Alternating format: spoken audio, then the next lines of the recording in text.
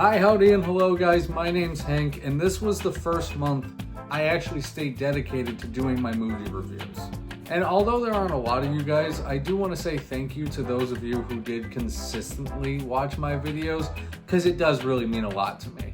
Typically, when I think of movies that come out in January, I think of the $5 bin at Walmart. Movies that are kind of disposable and you're not gonna really remember them after watching them. And although I didn't see every movie that came out in January, I thought that this was actually a pretty good start to the year. And without further ado, this is my ranking of the January movies that came out.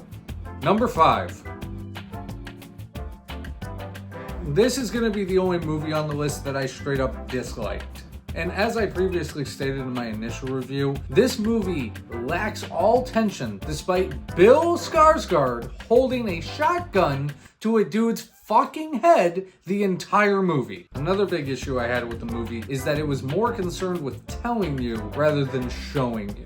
All of the civilian characters say things along the lines of, "Oh, Tony's a great guy, he wouldn't do this." But we never actually got to see that side of Tony, so as an audience member, he just looks fucking nuts. And again, the pacing of this movie is just so awful. I walked out of this movie fully thinking that I just sat through 3 hours of a movie, only to find out it's not even 2 hours. How the genuine fuck does this movie have a 91% on Rotten Tomatoes? Number 4.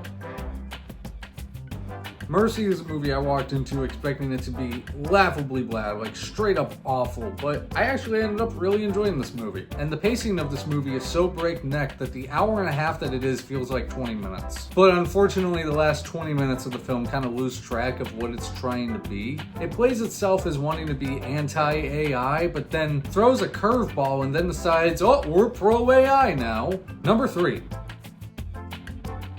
A horror movie released in the first weekend of January is the epitome of a bad film. And that's exactly what I thought I was gonna get and honestly was expecting. But what I got was actually a pretty awesome throwback to 80s horror. Also, that is the best fucking chimp suit I've ever seen. Number 2.